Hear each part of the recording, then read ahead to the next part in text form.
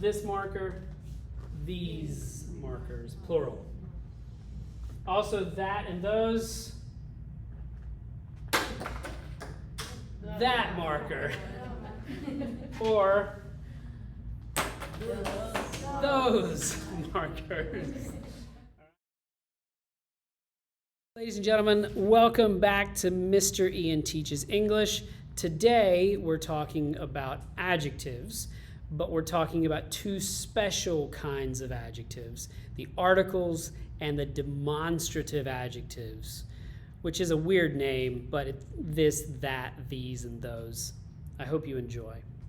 All right, so let's talk about first the parts of speech, because adjectives are parts of speech.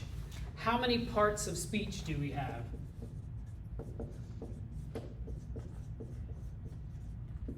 How many parts of speech in English? That is an example, but how many? More than 5? Less than 12? 8! We have 8. 1, 2, 3, 4, 5, 6, 7, 8. The first one I always talk about are noun. What's next? Verb. Pronouns. Yes, pronouns for me are number 5. Adjectives. Adverbs. Prepositions. Subjects are nouns. So we have subjects and objects, but they're both nouns. It's like men and women are both human, right? Some humans are men, some humans are women, but all humans are one or the other. Nouns can be subjects or verbs. All right, two more. Conjunctions. No, we're going to talk about that. Some people say articles are a part of speech. I disagree. There's one more.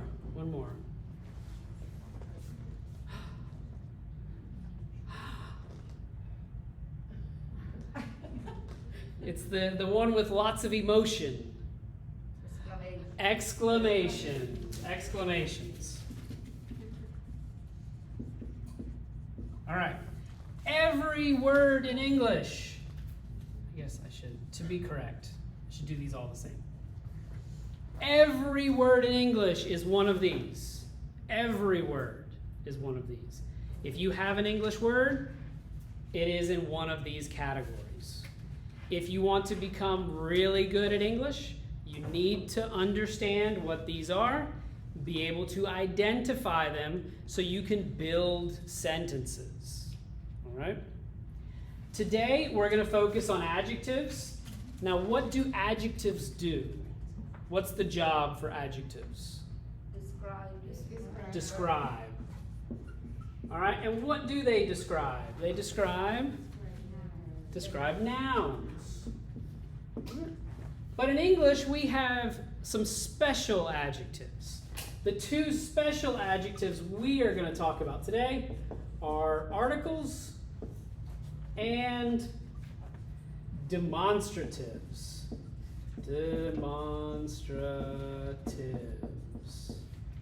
Whew, that's a big word. Demonstratives.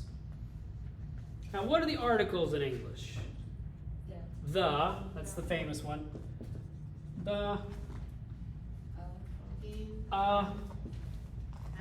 an,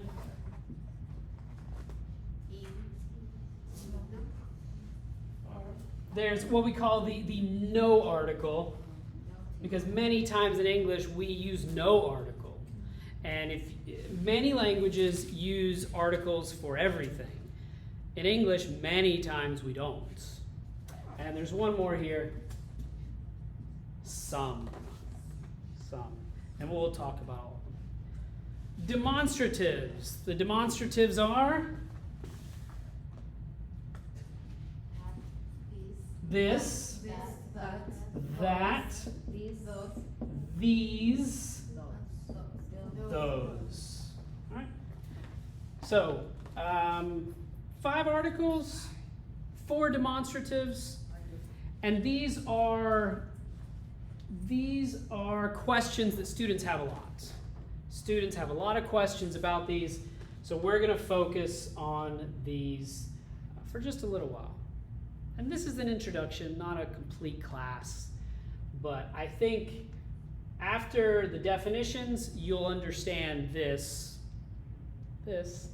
more. Any questions so far? All right. Can I erase this? Yes. All right.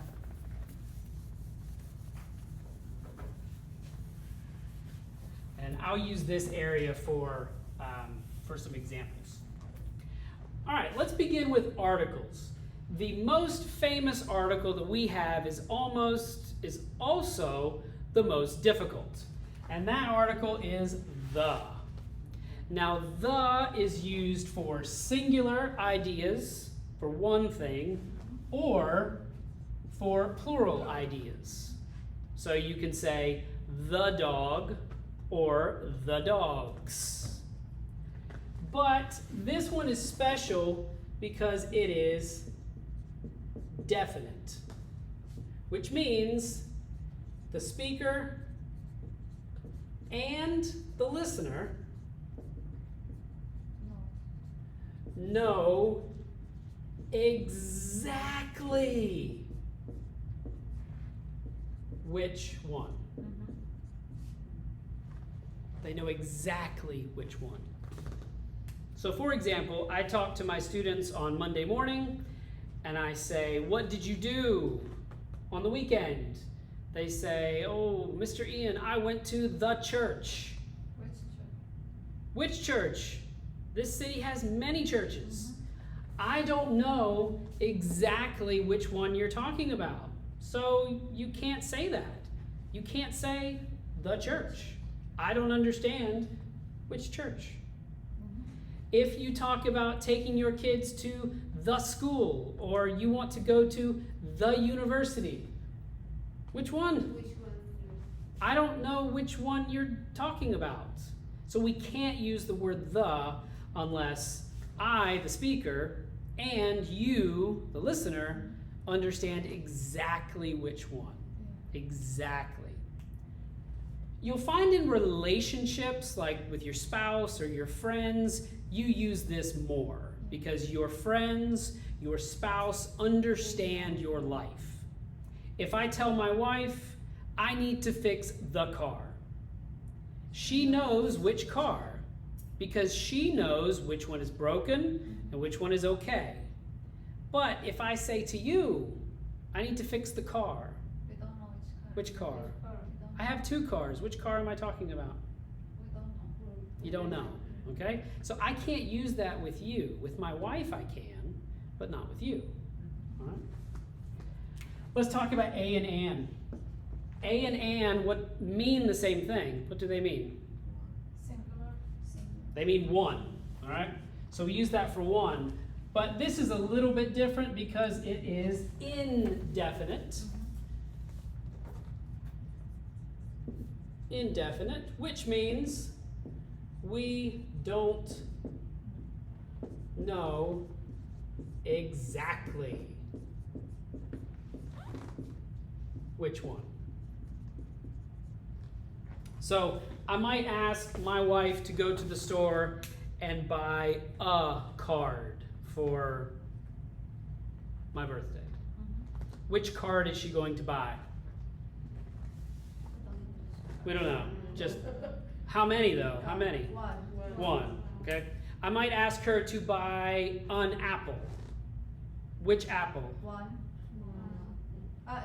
Which? Yeah, which apple? We don't know which apple. We don't know which apple, We know but we know how many. one. Just one apple. Okay. And this is important because sometimes we don't know or we don't care. Yeah. Right? You come into class, I say, hey, students, take a seat. Which seat? We don't care. Just I don't care. Just sit down, relax. Okay? Now, in English, why do we have 2 if they mean the same thing. What's the difference between a and an?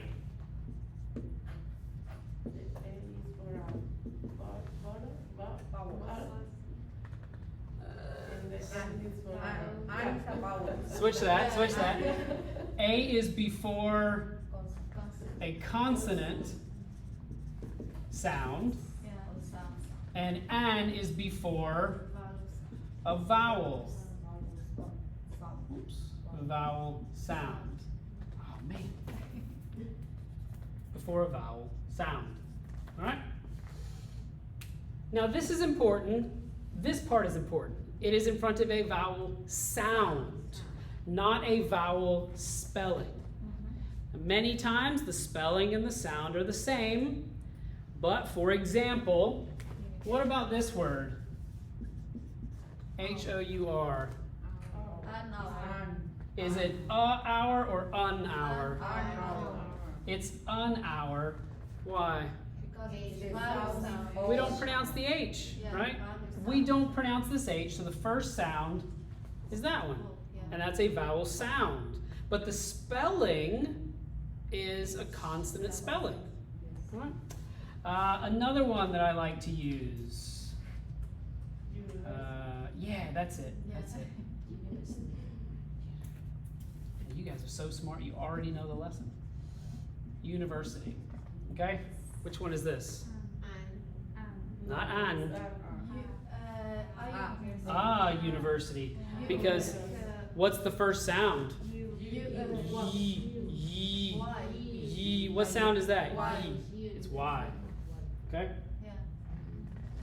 University. Now, if you pronounce this university, like some languages do, then you might make a mistake because that's not the English pronunciation. The English pronunciation is university. All right. I think a great example of this is with my wife and I, with this word here, H-E-R-B, because my wife and I pronounce this differently. I'm an American. I pronounce this word with the E first. So what do I say? Or an? Because I say the E first. An herb. But my wife, who speaks British English, she pronounces the H. So what does she say? Her. Same word, but the pronunciation makes a difference. The pronunciation changes it. Questions? No. You okay? You sure? Yes. Okay. All right, now let's talk about the no article. No article is used for plurals in general. These are things when we're talking about all of something. So not one, not many, but all of something. For example, I like cars. Which cars do I like? All the cars. The cars? All cars. All cars. I like cars. I like fast cars. I like slow cars. Well, no, I don't like slow cars. I like sports cars. I like Chevys, Fords, Toyotas. I like cars. I am interested in cars. If I say this, I like the cars, then English speakers will say, which ones? Yeah. Which cars? Oh, I don't know. I like cars. So we use this, we use no article when we're talking in general, okay? Also for things that we can't count as well. So for example, I like rice. I do, I like rice. Which rice do I like? I like rice. If you give me rice, I'm happy. I like rice. But if I say this, I like the rice. Which rice? Oh, just rice. I like rice. Okay. So, and we'll use this a lot of times. Like if you had dinner, for example, you finish your dinner, and the person who cooked it, your friend says, "Did you like the food?" Oh, I like the rice. Which rice?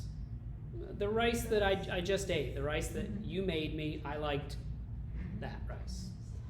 So without that, we use no article. And this can be pretty difficult if you come from a language that uses the word the all the time. Then this can be difficult to not use it. In the same way for me, when I speak another language, it's difficult to use it. I have to remember to use the word the. All right, and then finally, some here. This is our plural for indefinite.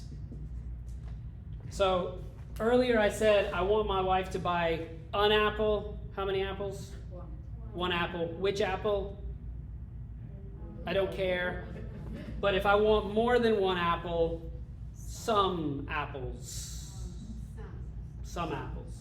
Again, which apples? We don't know. We don't care. Just plural. That's it for articles. Questions? Happy? Yes. Sad? No. That's good. I like that. I know. Take a picture. First picture's free. Second picture's $5. I just first. Just the first one. Yes. Yeah. All right. Now let's very quickly talk about demonstrative. This will be a little bit faster. I'm actually going to change this, and I'm going to move these words here. This and these. That and those. We use these words when we are demonstrating. See the word demonstrate. When we are showing exactly which one. So, which pen? This pen. Which table? That table. Or this table. I am demonstrating exactly which one. So, this and that are our singular ideas, one and one. These and those are our plural ideas. So this marker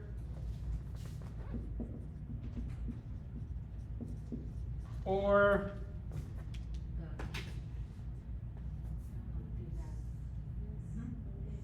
these markers. This marker, these markers, plural. Also that and those, that marker, or those markers. All right? And I hope that shows the difference between these words. What do we use this and these for? Things that are close. The second is far. Things close. And we use that and those for things far. Right. And this is a difficult idea because what is close to me might be far to you. So we also use this not just for physical distance, but also kind of in our heads for mental ideas like this week is close, or that week in the future, or that week in the past. So it's not only physical proximity, it's also idea proximity. Like what? The camera. Yeah, this camera. Well, and this is a great example, okay? Because I'm using the camera, I'm looking at the camera, I'm using it, I'm probably gonna do this because it's close to me. Not physically, but I'm using it. I'm working with it right now. But for you, you're not working with the camera. So you might say, that camera. But it's kind of okay for both. It depends. This is a flexible idea in English. So for one person, maybe this. For another person, maybe that. And sometimes you can use both and it doesn't really matter. But what these are for is to demonstrate exactly which one. So, did you like the rice? I loved this rice. Or maybe the next day, oh, I loved that rice from last night. So, we use it to talk about distance, not only in physical distance, but also time as well. Yeah. And that's it. I mean, there's a lot of practice to do. These are very common words that you need to practice and then recognize and use well. Oh, two more things, and then we'll go, because I know it's getting long. Two more things. The big problem students have with this is pronunciation. Pronunciation. It's that TH sound. What's the secret to the TH sound? Your tongue. Your tongue leaves your mouth. Your tongue comes out of your mouth. So this, that, these, those. Can you see my tongue? Yes. If you pronounce it correctly, you can see the tongue. If you don't, if your tongue is in your mouth, you might say tis, tat, tees, and toes. Or zis, zat, zees, and zoes. Or sis, sat, sees, so's. There's a lot of things you can say. But use your tongue between your teeth like this. So that's for pronunciation there. The only other thing I'll say for articles, this is a really good rule. Singular nouns require articles or possessive pronouns.